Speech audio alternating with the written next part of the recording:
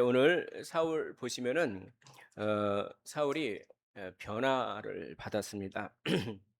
우리가 사람이 잘 안 변하지만 복음은 우리를 변하게 하죠. 그래서 우리가 그 사람 변했대." 그렇게 말하면은 되게 좀 우리 뭔가 희망을 주는 것 같고 그렇지 않습니까? 그래서 그 어 어 "우리 아이가 이렇게 변했다." 뭐 이런 그 프로그램도 있지 않습니까? 그렇게 인제 변화가 참 쉽지 않은 거예요. 근데 만약에 변화를 하면 참 희망을 주고 소망을 주는 것입니다.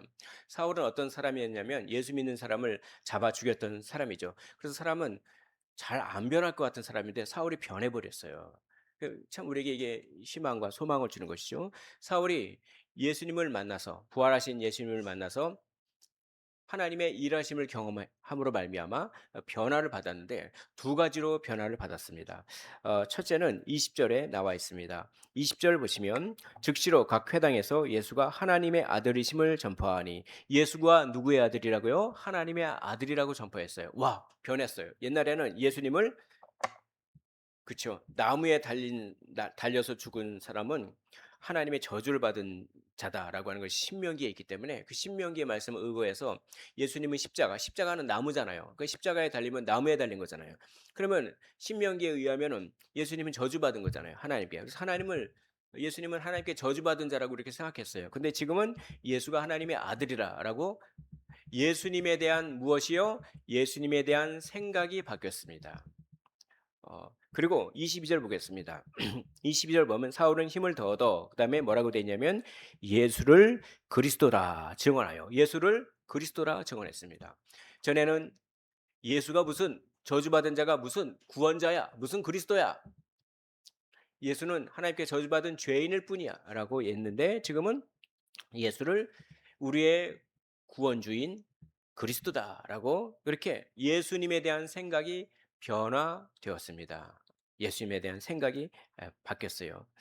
어, 우리가 예수님에 대한 생각들이 많이 있습니다.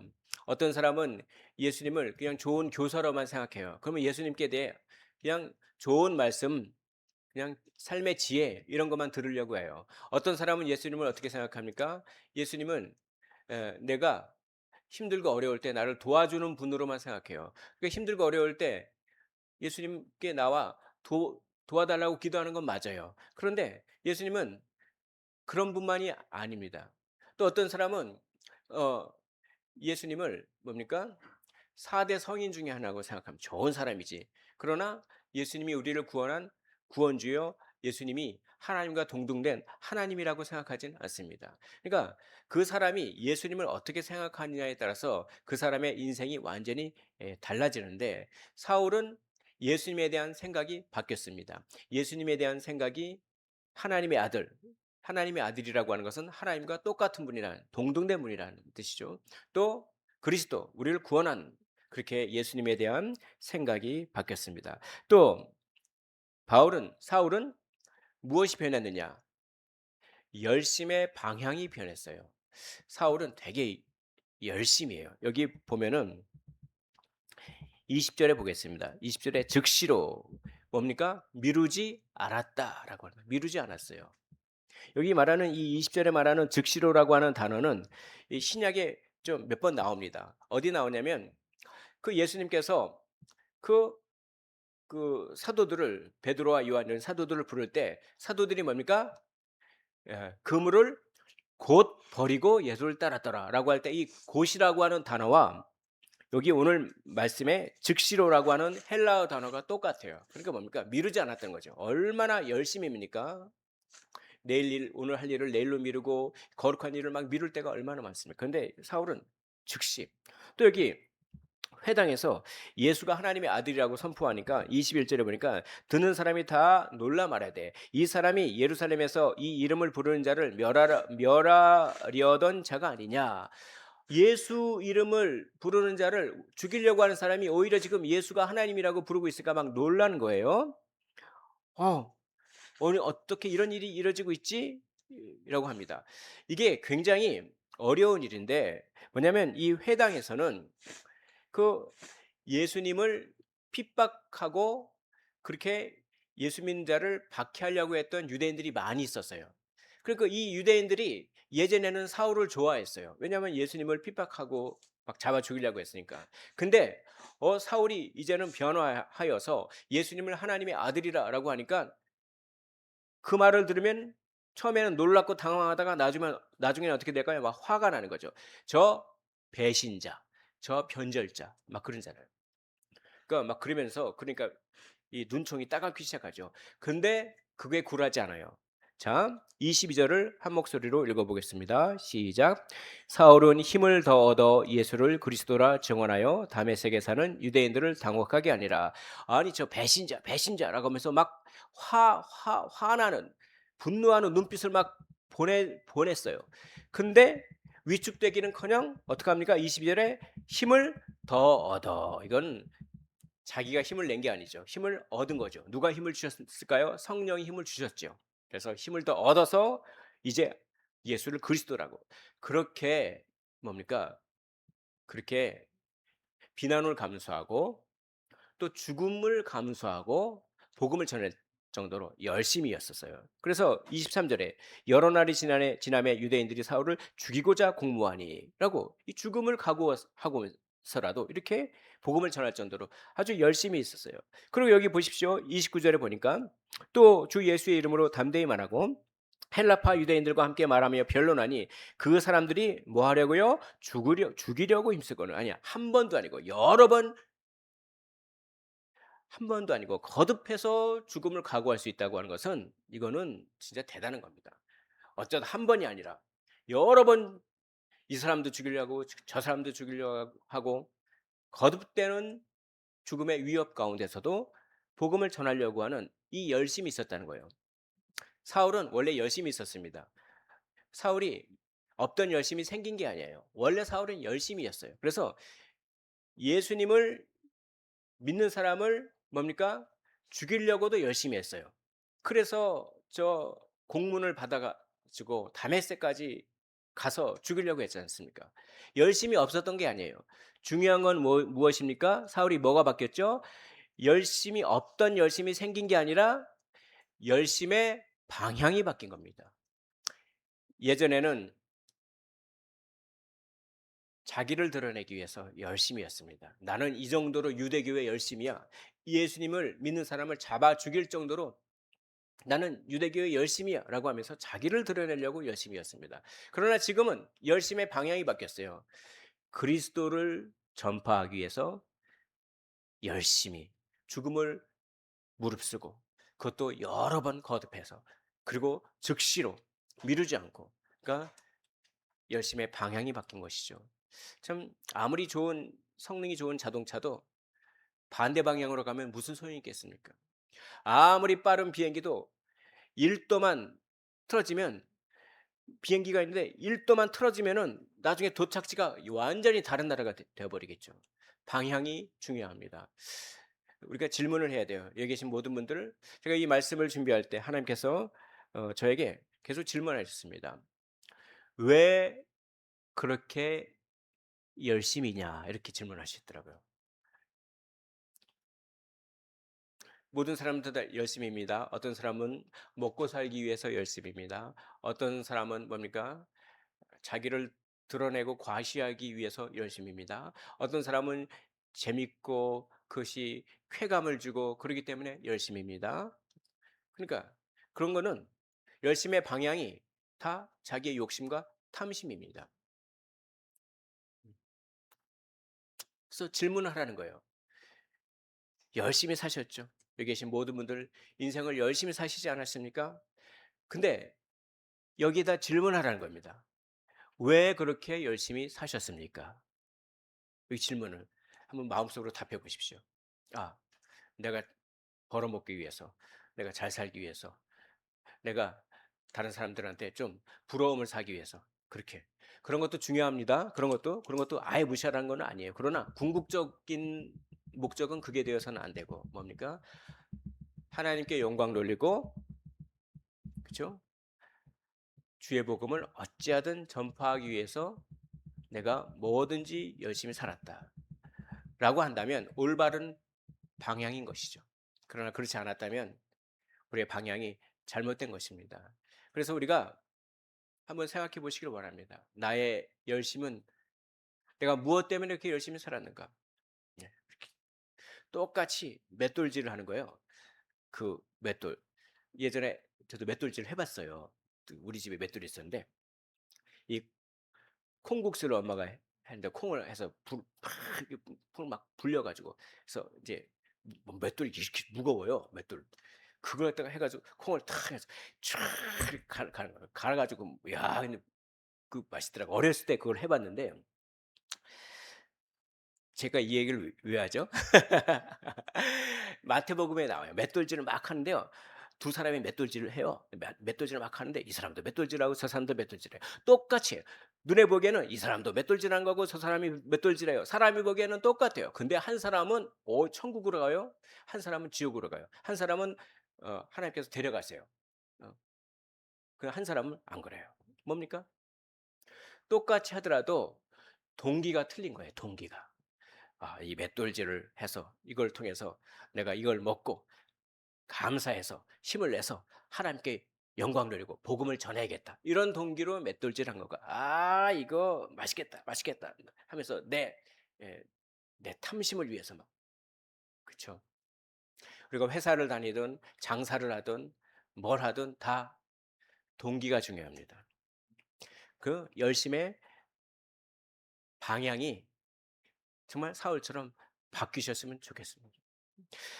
이렇게 두 가지가 바뀌었습니다. 다시 한번 말씀드리면 예수가 어떤 분이라고 하는 예수님에 대한 생각이 바뀌었고 두 번째 열심의 방향이 바뀌었습니다. 이렇게 바뀌면 하나님이 복 주셔야죠.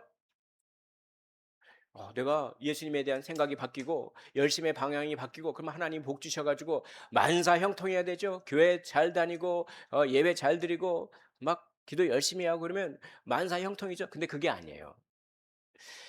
정말 바뀐 사람에게는 위기가 닥쳐오는 겁니다. 왜냐하면 사탄이 그쵸? 공격하기 때문에 그래요. 그래서 여기 보십시오. 자, 23절 보겠습니다.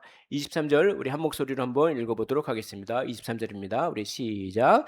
여러 날이 지남에 유대인들이 사울 죽이기를 공모하더니 아니 그렇게 거룩하게 바뀌었는데 왜 죽음을 그렇게 위기를 주십니까 하나님? 그렇죠. 그는 마귀가 뭡니까? 역사하는 거예요. 마귀가 거룩하게 변화하는 걸 그렇게 싫어해요. 음. 그러니까 마귀가 방해하는 겁니다. 네. 이건 올바른 방향으로 가고 있는 거예요, 이거는. 근데요. 그렇게 마귀가 그렇게 괴롭히고 그래도 하나님은 어떻게 할까요? 하나님은 도와주시는 분인 것입니다. 여기 보십시오. 24절 그 계교가 사울에게 알려지니라. 이 말씀 보십시오. 그 유대인들이 사울 죽이기를 공모하는 그 계획이 어떻게 사울에게 알려졌을까요? 어떤 익명의 제보자가 있었을까요? 그렇죠. 익명의 제보자. 여기서는 이름이 안 나와요. 누가 했는지 모르지만 사울에게 딱 찾아가지고 사울 형제 유대인들이 당신을 죽이려고 하고 있어 지금. 정신 차려야 돼.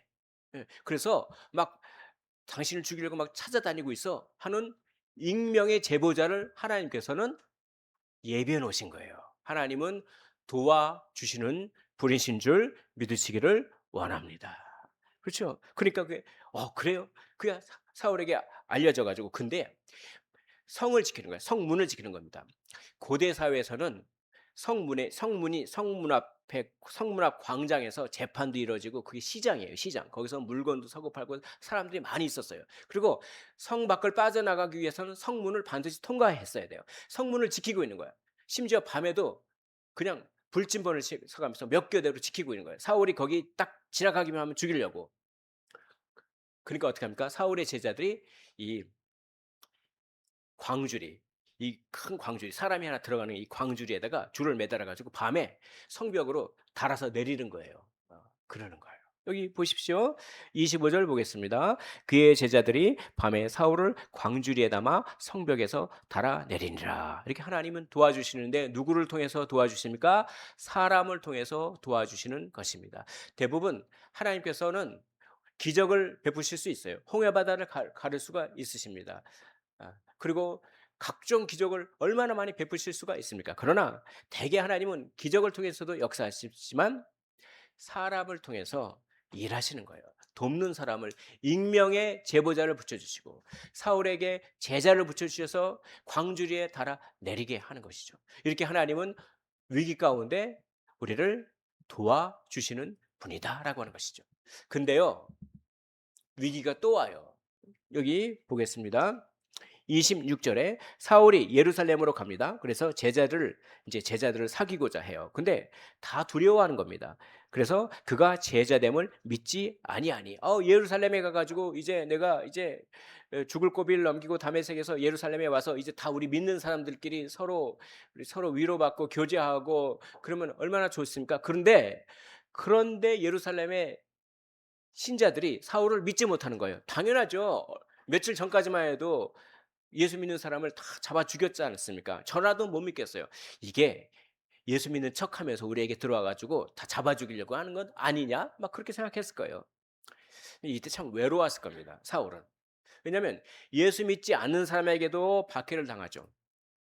그리고 예수 믿는 사람에게도 지금 의심을 받잖아요.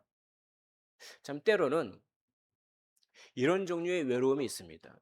하나님의 말씀대로 그대로 살려고 하면은 예수 믿지 않는 사람들에게 박해받는 것은 뭐 물론이거니와 오히려 예수 믿는 사람에게도 따돌림을 당할 수가 있어요.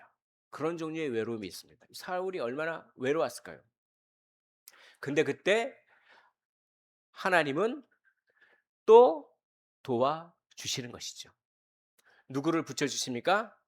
바나바를 붙여주십니다. 그래서 27절 제가 한번 읽어보겠습니다. 바나바가 데리고 사도들에게 가서 그가 길에서 어떻게 주를 보았는지와 주께서 그에게 말씀하신 일과 다메섹에서 그가 어떻게 예수의 이름으로 담대히 말하였는지를 누구에게 전합니까? 사도들에게 다, 또 예루살렘의 제자들에게 다 얘기해 주는 거예요. 그래서 이 사람이 거짓말하는 게 아니라 이 사람이 우리를 속이는 것이 아니라 이 사람 진짜 예수님 만났다라고 바나바가. 근데 이 바나바는요 되게 평판이 아주 평판이 뛰어난 사람이에요. 왜냐하면 사도행전 앞장에서 우리가 봤죠. 자기의 밭을 팔아가지고, 그렇죠? 그 재산을 팔아가지고, 그래서 사람들을 구제하고 하니까 바나바가 보증을 하면은 예루살렘에서 먹혀 들어가는 거예요. 그러니까 바나바가 보증을 해줘요. 우리도 바나바 같은 사람이 되기를 원합니다. 우리가 참 평가하기는 쉬워요. 근데 바나바는 바울을 평가하고 정죄하지 않았어요. 그리고 바울을 믿어줬어요. 사울을 믿어줬어요. 사울을 품어줬습니다. 그래서 바나바의 이름은 무엇이죠? 바나바의 이름의 뜻은 무엇이죠? 위로의 아들이라 라고 하는 것이죠. 우리 교회에 바나바가 많이 있기를 원합니다. 왜? 평가하기는 쉽습니다. 정죄하기는 쉽습니다. 우리 교회는 왜 이렇게 냉정해? 왜 이렇게 따뜻하지 않아? 라고 말하기는 쉽습니다. 그러기보다는 내가 따뜻해지면 됩니다. 우리 교회는 이렇게 새 신자가 왔을 때 이렇게 밍숭맹숭해라고 평가하기는 쉽습니다. 정죄하기는 쉬워요. 그러나 바나바처럼 내가 새 신자가 왔을 때 먼저 다가가면 됩니다. 우리 교회 많은 분들이 다 바나바가 되시기를 주의 이름으로 축복합니다. 그래서 그러니까요. 위기가 있으면 하나님이 사람을 붙여주셔서 도와주시고, 근데 마귀는 포기하는 법이 없으니까 또 위기를 주면 하나님이 또 사람을 붙여서 또 구원해 주시고, 이쯤 되면 마귀가 포기할 줄. 근데 마귀는 또 괴롭히는 거예요. 또 괴롭혀요. 여기 보십시오. 29절을 보겠습니다. 또 주 예수의 이름으로 담대히 말하고 헬라파 유대인들과 함께 말하며 변론하니 사울이 헬라파 유대인들과 막 변론을 했어요. 그러자 그 사람들이 화났어요. 그래서 그 사람들이 무엇하려고요? 죽이려고 힘쓰거늘. 아니, 또 위기가 있어요. 참. 근데 하나님은 또 도와주시는 거죠. 하나님은 또 도와주세요. 할렐루야. 하나님은 또 도와주신 것이죠. 30절에 형제들이 어떻게 알았을까요? 익명의 제보자가 또 있었겠죠. 그러니까 사울에게 딱 찾아와서 지금 예루살렘에 있는 헬라파 유대인들은 그리스 말을 하는 히브리 유대인들이지만 히브리 말은 잘 못해요. 그리스 말을 하는 헬라 말을 하는 헬라파 유대인들이 당신을 형제여 당신을 죽이려고 지금 계획을 하고 있어. 또 익명의 제보자가 또 있었겠죠. 이게 이름도 빛도 없이 이렇게 일하는 그런 사람들을 하나님께서 붙여주신 것이죠. 그래서 어떻게 합니까? 가이사랴로 데리고 피신을 시키는 거예요. 그래서 다소로 보내니라. 다소는 사울의 고향입니다. 여기서 우리는 한 가지 원리를 알 수 있죠. 마귀는 지치지 않고 계속 괴롭힙니다. 그러나 사탄은 끈질겨요. 그러나 사탄보다 더 끈질기신 분이 있는데 그분은 하나님이십니다. 그래서 사탄이 끈질기게 죽이려고 하면 하나님이 계속해서 도와주시고 또 죽이려고 해도 또 도와주시고 또 죽이려고 해도 또 도와주시고. 그럼 우리가 여기서 질문을 해봅니다. 왜 마귀는 그렇게 사울을 한 번 시도했으면 됐지 두 번, 세 번 계속 위협하고 죽이려고 합니까? 왜 마귀는 그럴까요? 그리고 반대로 하나님은 왜 한 번만 도와주셨으면 됐지 계속 끝까지 도와주십니까? 왜 그럴까요? 물론 사울이 하나님의 자녀이기 때문에 그런 것이죠. 근데 우리가 조금 더 깊게 생각해 보기를 원합니다. 만약에 사울을 죽이면 이 신약 성경에 반 이상을 바울이 썼어요. 로마서, 갈라디아서, 고린도전서, 그렇죠? 빌립보서, 에베소서, 그렇죠? 그리고 뭐 아시아에 복음을 전하고 로마에 복음을 전하고 유럽에 복음을 전하고 그렇죠. 네, 그렇죠. 사울 한 사람이 변화하면 그렇죠? 그 사울 한 사람의 변화 때문에 많은 사람이 변화하게 되는 것입니다. 사울 한 사람이 변화하지 못하도록 그렇죠? 막는 거예요. 그래서 마귀는 우리가 성경을 조금 읽는 거는 내버려 둬요. 예배를 그냥 왔다 갔다 하는 거는 내버려 둬요. 그러나 우리가 진짜 변하려고 할 때 방해합니다. 내가 내일부터 새벽 기도 나가야지. 그럼 그때부터는 방해해요. 예전에는 새벽에 잘 일어났는데 새벽 기도 나가야지. 그러면 그때부터 졸음이 와요. 그리고 내가 이제 말씀대로 한번 살아봐야지. 라고 순종하려고 하면 뭡니까? 그때부터는 방해가 와요. 뭐 일이 꼬이기도 하고 막 그래요. 왜 그럴까요? 변화하는 걸 그렇게 싫어해요. 왜냐하면 사울이 변화하면 그것을 통해서 다맥색이 흔들리고 예루살렘이 흔들리고 소아시아가 흔들리고 유럽이 흔들리고 아프리카가 흔들리는 것입니다. 전 세계가 흔들리는 것입니다. 우리가 변화하면 변화는 우리의 개인적인 차원을 넘어섭니다. 우리가 변하면 우리의 변화를 하나님은 사용하셔서 다른 사람도 변하게 하시는 거예요. 그러니까 마귀는 길을 쓰고 사람이 변하지 못하게 해요. 반대로 하나님은 우리가 변화하는 것을 그렇게 기뻐하셔요. 그렇기 때문에 마귀가 우리를 변화하지 못하도록 방해하는 것을 계속 도와주시는 것이죠. 할렐루야. 여기 계신 모든 분들이 많이 변하셨지만 또 변하시기를 지금도 거룩하게 변하고 계시지만 더 변하시기를 주의 이름으로 축복합니다. 그래서 오늘 마지막 말씀 보십시오. 이 마지막 말씀을 우리 한 목소리로 읽어보도록 하겠습니다. 31절입니다. 시작. 그리하여 온 유대와 갈릴리와 사마리아와 교회가 평안하여 든든히 서가고 주를 경외함과 성령의 위로로 진행하여 수가 더 많아지니라. 아멘. 이때까지는 사울이 주인공이었어요. 사울이 이렇게 변했다 저렇게 변했다. 그래서 사울을 유대인들이 죽이려고 했는데 하나님이 막아주셨다. 근데 사울을 또 오해가 생겼는데 하나님이 바나바를 붙여주셔서 그 오해를 풀어주셨다. 근데 사울을 또 이제는 헬라파 유대인들이 죽이려고 했는데 또 하나님이 도와주셨다. 온통 사울 얘기예요. 사울이 일종의 주어예요. 사울이 주체예요. 근데 갑자기 31절에 사울이 주인공이 아니라 교회가 주인공이 돼버린단 말이죠. 그리하여 온 유대와 갈릴리와 사마리아와 그 다음에 교회가 평안하여 든든히 서가고 주를 경외함과 성령의 위로로 진행하여 수가 더 많아지니라. 이건 뭘 뜻합니까? 왜 사울을 그렇게 막아주셨습니까? 사울의 변화가 왜 중요합니까? 바로 교회가 든든하게 세워지기 위해서 그런 거예요. 그런 거.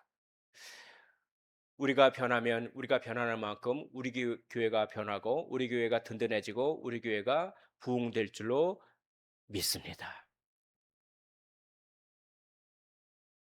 그래서 내가 변할 때, 그렇죠? 내가 기도할 때 다른 사람도 기도합니다. 내가 성경 읽을 때 다른 사람도 그걸 보고 자극받아서 성경 읽어요. 저 사람 평소에 전도 안 하는 사람이 은혜 받아가지고 저기 그 지하철역 앞에서 전도하고 있네. 저 사람 평소에 전도를 그렇게 이렇게 좀 주저지도 않은 사람이 어떻게 은혜 받아가지고 저 아파트를 돌아다니면서 전도하고 있네. 어우, 저 사람이 저렇게 변했네. 그게 거룩한 영향을 끼쳐서 나도 전도하게 됩니다. 그 노예를 팔아먹었던 사람이 있었어요. 노예 장사를 했던 사람. 그 사람이 폭풍우 가운데서 예수님을 만나죠. 그 사람은 존 뉴튼이고 그 존 뉴튼이 나중에 목사가 되는 것이죠. 변했습니다.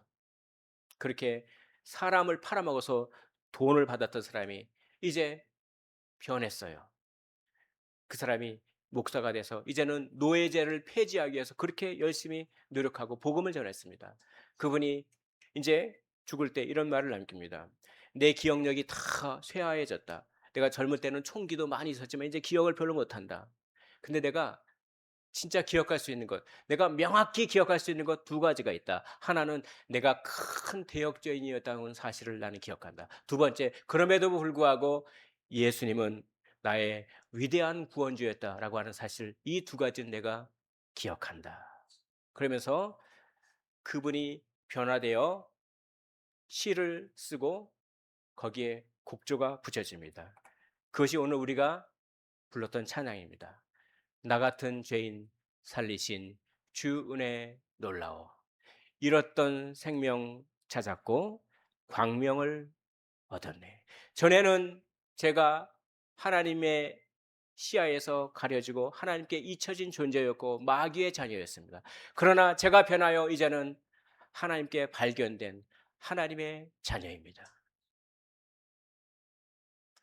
그래서 그 변화 그 변화를 이렇게 노래했더니 그 노래를 듣고 많은 사람들이 은혜 받기 시작합니다. 우리 나 같은 죄인 살리시라고 하는 찬양이 한국 교회에 얼마나 많은 성도들을 변화시켰습니까? 한 사람의 변화가 많은 사람을 변화시키는 것입니다.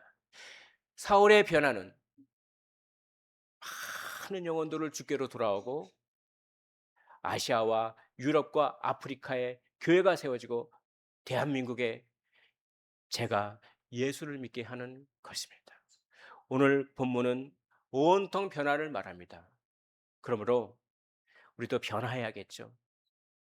변화는 마귀가 싫어하고 하나님이 좋아하는 것입니다. 그러므로 우리도 변해야 됩니다. 나의 변화는 다른 사람을 변화시키는 능력이 되기 때문에 우리는 변해야 되는 것입니다.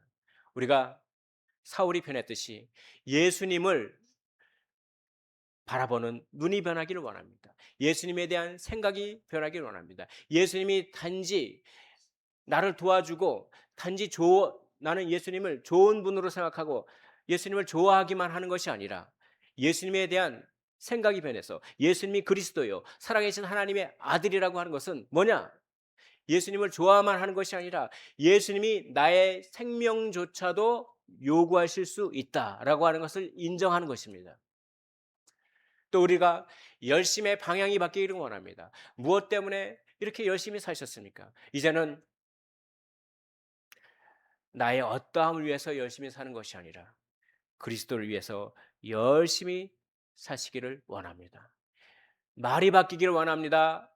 표정이 바뀌기를 원합니다. 생각이 바뀌기를 원합니다. 행동이 바뀌기를 원합니다. 손과 발이 바뀌기를 원합니다. 우리가 그렇게 바뀔 때 우리를 통하여 많은 영혼들이 주께로 돌아오고 많은 사람들이 영향을 받아 그 변화가 물결치며 하나님의 나라가 확장될 줄로 믿습니다.